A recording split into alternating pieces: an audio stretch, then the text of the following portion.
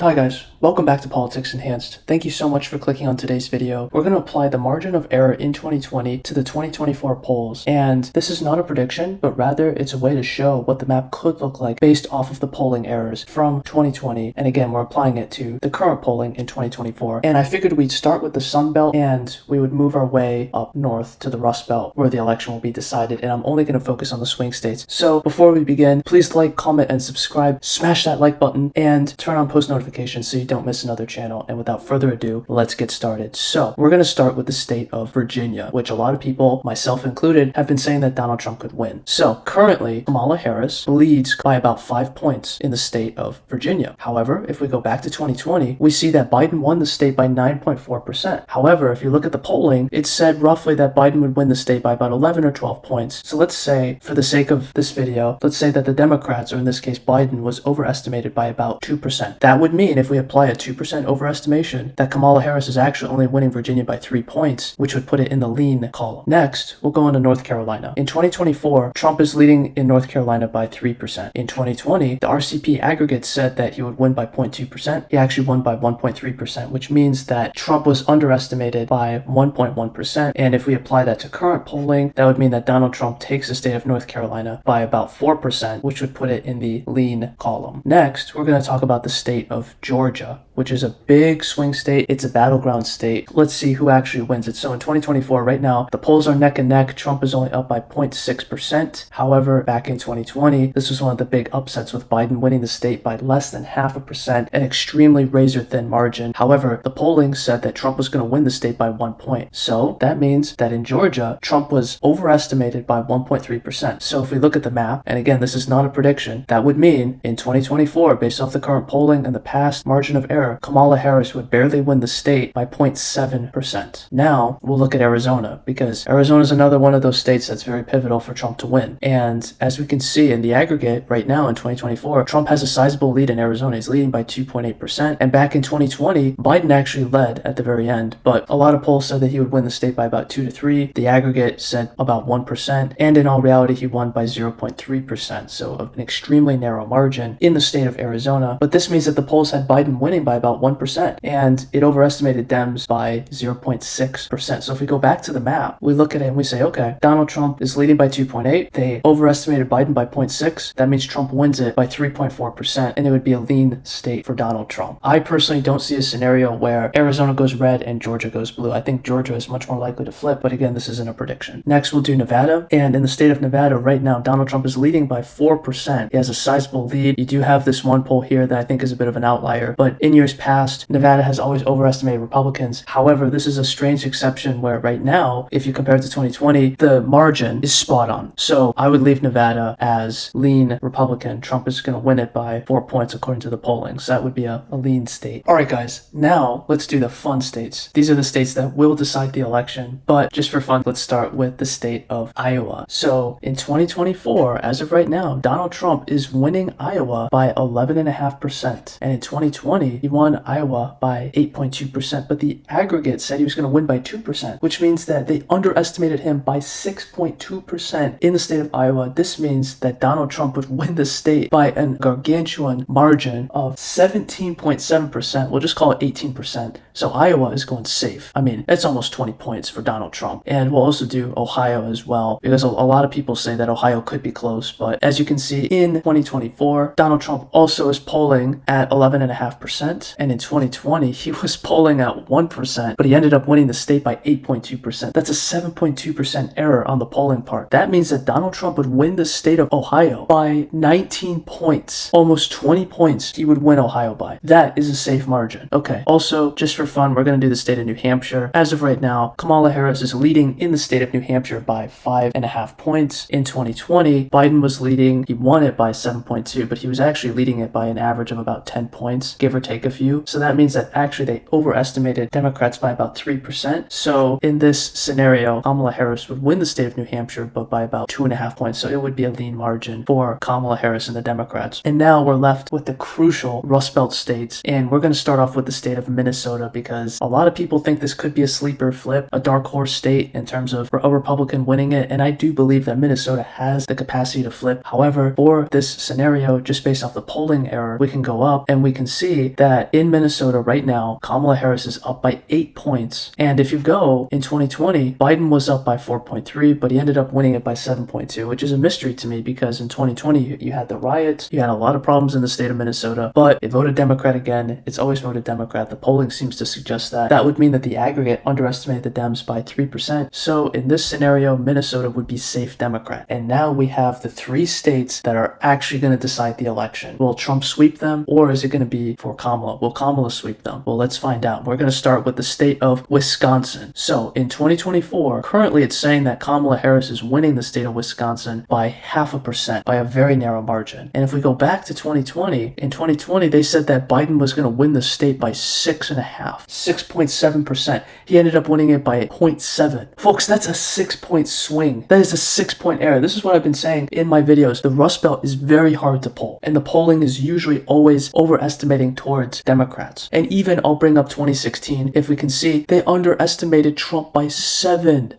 points. So if we go back to the map, we see that Donald Trump is going to win the state by 5.5% just based off of the polling error. If it's really off by 6 points, there's no way he loses Wisconsin. In this scenario, Wisconsin votes to the right of Georgia and Arizona and Nevada, surprisingly. But next, we're going to talk about the state of Michigan, because that's another crucial state. It is the most liberal of the Rust Belt trio. And as we can see right now, Kamala Harris is up by 2 points. There's a poll that has her up by 11 points. I don't believe that for 2 seconds, because in 2020, there was a poll that came out that had Biden winning Wisconsin by 17 points. So there's no way, especially in polarized of an environment as we're in, that Kamala could be up by 11. And that's kind of skewing this poll anyways. But for the sake of this scenario, she's up by 2 in the aggregate. Okay, in 2020, Biden was up by 4.2, and he only won by 2.8%. So that means that they have overestimated Biden and the Democrats by 1.4% in the state of Michigan. In 2016, they underestimated Trump by almost 4. So it got closer in 2020, and in this scenario, they're overestimating the Dems by 1.4%. That would mean that Kamala Harris would actually win the state of Michigan by 0.6%. So it would be tilt, just like Georgia. And folks, we're down to our last state, the state of Pennsylvania, that in this scenario is deciding the election. Who's going to win it? Let's look at the polls. So right now, Donald Trump is leading in the state of Pennsylvania by almost 2 points, and he's leading in the aggregate. And as we can see, RCP is actually nice. They tell us that the other Democrat candidates were leading. In 2016, Clinton was leading by 8. In 2020, Biden was up